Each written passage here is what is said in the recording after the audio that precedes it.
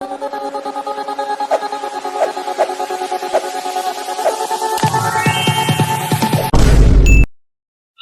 hello, welcome back to our channel.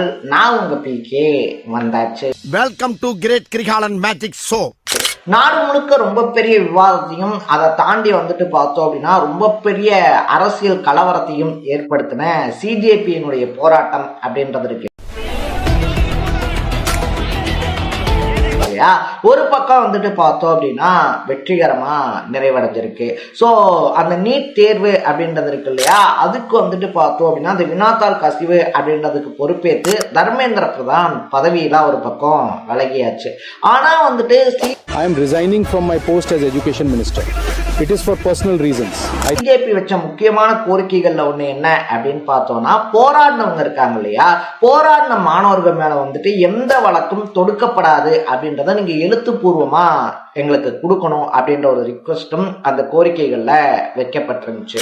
So மத்திய அரசாங்கம் பார்த்தோம் அப்படின்னா போராட்டத்தை கலைக்கணும் அப்படின்றதுக்காக அப்போதைக்கு சரி சரி சரி சரி அப்படின்லாம் சொன்னாலும் இன்னும் பார்த்தோம்னா பல இடங்கள்ல போராடின மாணவர்கள் மேல எஃப்ஐஆர் அப்படின்றது போடப்பட்டிருக்கு, ஆக்ஷன்ஸ் அப்படின்றது எடுக்கப்பட்டிருக்கு அப்படின்றது தெரிய வந்ததுனால நாங்க சொன்ன கோரிக்கை, அதாவது போராடினவங்க மேல வழக்குகள் போடப்படாது அப்படின்றத நீங்க இன்னும் அமல்படுத்தல, இனியும் அதுக்கு டைம் தர முடியாது, இன்னமும் அதை நீங்க அமல்படுத்தல அப்படின்னா மறுபடியும் எங்களுடைய போராட்டம் தொடரும் அப்படின்னு சொல்லிட்டு சிஜேபி எச்சரிக்கை விட்டுருக்காங்க. அட் த சேம் டைம்ல மறுபடியும் எங்க இங்க ஒண்ணு கூடிடுவாங்களோ அப்படின்னு சொல்லிட்டு ஜந்தர் மந்தர்ல லட்சக்கணக்கான ராணுவ படை, லட்சக்கணக்கான போலீஸ், அதை தாண்டி பார்த்தோம் அப்படின்னா இந்த பேரிகார்ட்லாம் இருக்கு இல்லையா, பேரிகார்ட்லாம் ஒன்னோட ஒண்ணு ஜாயிண்ட் வச்சு வெல்டிங்லாம் பண்ணிக்கிட்டு இருக்காங்க, மறுபடியும் உள்ள வந்துடக்கூடாது அப்படின்னு சொல்லி. Representatives here you can see here right here welding is going on here right now at the Jantar Mantar road here. Some of the police barricades that are நானே திரும்பி பார்க்கக்கூடிய அளவுக்கு, உலகமே பேசக்கூடிய அளவுக்கு ஒரு போராட்டம் அப்படின்றது கட்டமைக்கப்பட்டிருக்கு. இன்னும் சொல்ல போனோம்னா தமிழ்நாட்டில் ஜல்லிக்கட்டு போராட்டம் எப்படி நடத்தப்பட்டுச்சோ இளைஞர்கள் கூட்டத்தால, அந்த மாதிரி சிஜேபியினுடைய போராட்டமும் முழுக்க முழுக்க இளைஞர்களால தான் நடத்தப்பட்டிருக்கு.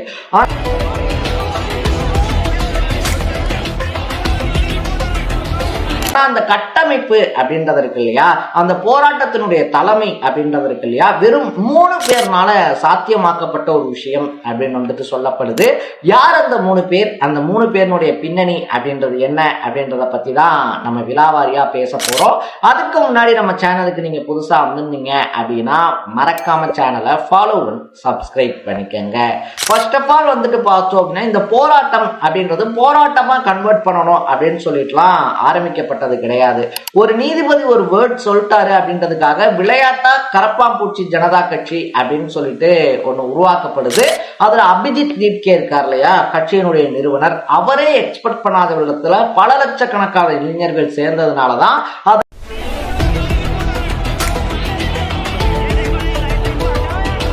அடுத்த கட்டத்துக்கு போராட்டமா கன்வெர்ட் பண்ணப்படுது. அப்படி பார்த்தோம்னா இந்த சிஜேபியை உருவாக்கின அபிஜித் தீப்கே இருக்கார் இல்லையா, அவர் தான் இந்த போராட்டத்துல முதன்மையான ஹீரோவா வர்ணிக்கப்படுறாரு. சோ அபிஜித் தீப்கேவை பொறுத்த வரைக்கும் மகாராஷ்டிராவை சேர்ந்தவர் அப்படின்னு சொல்றாங்க.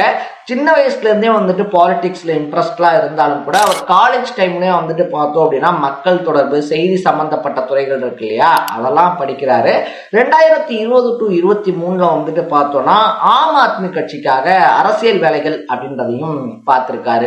ரொம்ப குறிப்பா சொல்லணும் அப்படின்னா இந்த மீம்ஸ் மூலியமா பாலிடிக்ஸை மக்கள் கிட்ட கொண்டு போய் சேர்க்கிறது, மீம்ஸ் பிரச்சாரம் அப்படின்றது சொல்லுவாங்க இல்லையா. சோ மீம்ஸ் மூலியமா ஒரு விஷயத்த சொன்னோம்னா மக்கள் கிட்ட சீக்கிரமா போய் சேருது அப்படின்றத புரிஞ்சுக்கிட்ட அபிஜித் தீப்கே அதை ஆம் ஆத்மி கட்சிக்காக பண்ணி கொடுத்திருக்காரு. அதுக்கப்புறமா அவருடைய படிப்பெல்லாம் இங்க முடிச்சுட்டு அமெரிக்கால இருக்கக்கூடிய பாஸ்டன் காலேஜ் இருக்கு இல்லையா, அங்க போய் படிச்சுக்கிட்டு இருக்கும் போதுதான் இப்படி ஒரு கட்சியை கிரியேட் பண்றாரு. அந்த கட்சியின் மூலமா ஒரு ரொம்ப பெரிய போராட்டத்தையும் சாத்தியப்படுத்தி காட்டுறாரு. சோ அந்த வகையில அபிஜித் தீப்கே முதன்மையான ஹீரோவா வர்ணிக்கப்படுறாரு. இன்னொன்னு இந்த போராட்ட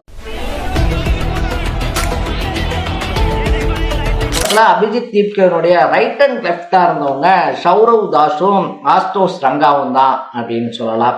ஸோ சௌரவ் தாஸை பொறுத்த வரைக்குமே சிஜேபியினுடைய முதன்மை செய்தியாளரா இருக்காரு. டெல்லியை சேர்ந்தவர் வந்துட்டு பார்த்தோம் அப்படின்னா நொய்டா காலேஜ் இருக்கு இல்லையா, ஸோ நொய்டால தான் வந்துட்டு பார்த்தோம் அப்படின்னா தன்னுடைய காலேஜ் எல்லாம் படிச்சு முடிக்கிறாரு.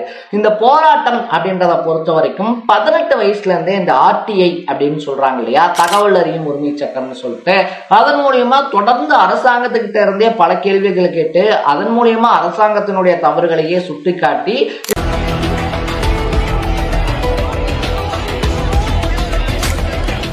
எழுத்தாளர்கள் உலகத்துல ரொம்ப முக்கியமான எழுத்தாளரா வலம் வராரு சௌரவ் தாஸ் அப்படின்னு சொல்லலாம். ஸோ சௌரவ் தாஸை பொறுத்த வரைக்குமே இந்த போராட்டம் எப்படி போகணும், எப்படியெல்லாம் வெளியே கட்டமைக்கப்படும், இந்த போராட்டத்தை எந்தெந்த விதங்கள்ல கொண்டு போகணும், எந்த விதத்துல சரியான நேரத்துல என்ன விஷயங்கள் பண்ணணும் அப்படின்ற வரைக்கும் எல்லாத்தையுமே பர்ஃபெக்டா பிளான் பண்ணி அபிஜித் தீப்கே இருக்கார் இல்லையா, அவர் கூடயே இருந்து இந்த போராட்டம் எந்த விதத்திலேயே வந்துட்டு பார்த்தோம்னா திசை மாறிடாம வழி மாறிடாம இந்த போராட்டத்தை சக்சஸ்ஃபுல்லா கொண்டு போனதுல சௌரவ் தாஸினுடைய பங்கும் முக்கியமான பங்கு.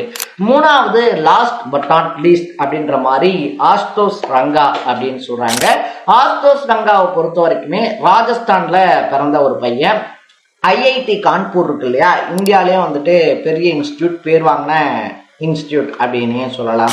ஸோ ஐஐடி கான்பூர்ல படிச்சுட்டு வந்துட்டு மெக்னிஷியன் அப்படின்ற மாதிரியான நிறுவனங்கள் எல்லாத்துலேயுமே ஆலோசகர் வேலை அப்படின்றதும் பார்த்துருக்காரு. அது மட்டும் இல்லாமல் வந்துட்டு பல பொருளாதார சேவைகளை பல நிறுவனங்களுக்காக பண்ணவர். அதை தாண்டி இந்த செய்திகள் அப்படின்றது எப்படி பிராண்டிங் பண்ணப்படும், இந்த போராட்டம் அப்படின்றது என்ன மாதிரியெல்லாம் வெளியில பிராண்ட் பண்ணப்படும், என்ன மாதிரியெல்லாம் வந்துட்டு வெளியில எடுத்துட்டு போகப்படும் அப்படின்றது இவருக்கு நல்லா தெரிஞ்சதுனால அந்த போராட்டத்தை எப்படி வந்துட்டு நியூஸ் பேப்பர்ல இடம்பெற செய்யறது அப்படின்றதுல ஆரம்பிச்சு இந்த போராட்டத்துக்கான அடுத்தடுத்த கட்ட நடவடிக்கைகள் என்ன அப்படின்ற வரைக்கும் சௌரவ் தாஸ் இருக்கார் இல்லையா, சௌரவ் தாஸும் ஆஸ்தோஷ் ரங்காவும் தான் வழிநடத்தி கொண்டு போயிருக்காங்க. ஸோ ஒரு பக்கத்துல அபிஜித் தீப்கே போராட்ட காலத்துல இருக்கும்போது ஆஸ்தோஷ் ரங்காவும் சௌரவ் தாஸும் தான் மத்திய அமைச்சர்களுடைய பேச்சுவார்த்தை அப்படின்றதுல பங்கெடுத்துக்கிட்டாங்க. அவங்க ரெண்டு பேரும் இதுதான் எங்க கோரிக்கை, இதுதான் எங்களுக்கு வேணும் அப்படின்னு சொல்லிட்டு தான் தொடர்ந்து கவர்மெண்ட் கிட்ட டிமாண்ட் வச்சுக்கிட்டே இருந்தாங்க. ஒரு பக்கத்துல நம்ம அபிஜித் இருக்கார் இல்லையா, அபிஜித் தீப்கே போராட்ட காலத்துல தீவிரமா செயல்படும் போது இந்த போராட்டத்தை சக்சஸ்ஃபுல்லா முடிக்கிறதுக்கான வேலைகளை சௌரவ் தாஸும் ஆஸ்தோஷ் ரங்காவும் பர்ஃபெக்டா கொண்டு போனாங்க. அதனாலதான் இந்த போராட்டம் ரொம்ப பெரிய அளவுல வெற்றி அடைஞ்சிருக்கு அப்படின்னு சொல்லலாம். ஸோ 3 இளைஞர்கள் ஒரு போராட்டத்தை சக்சஸ்ஃபுல்லா கொண்டு போகும்போதே இந்த அளவுக்கான மாற்றங்கள் அப்படின்றது இந்தியா மாதிரியான ஒரு கண்ட்ரிலேயே நடக்குதுன்னா யங்ஸ்டர்ஸினுடைய பவர் என்ன அப்படின்றத ஃபர்ஸ்ட் இளைஞர்கள் புரிஞ்சுக்கணும் அப்படின்னு தான் என்னுடைய பாயிண்ட் ஆஃப் வியூவா இருக்கு. நீங்க இந்த 3 ரியல் ஹீரோஸ் பத்தி என்ன நினைக்கிறீங்க அப்படின்றத கமெண்ட் பண்ணிட்டு மறக்காம சேனலை ஃபாலோ பண்ணி சப்ஸ்கிரைப் பண்ணிக்கோங்க. நாளைக்கு இதே மாதிரி இன்னொரு இன்ட்ரெஸ்டிங்கான வீடியோவோட சந்திக்கலாம். தட பை பை.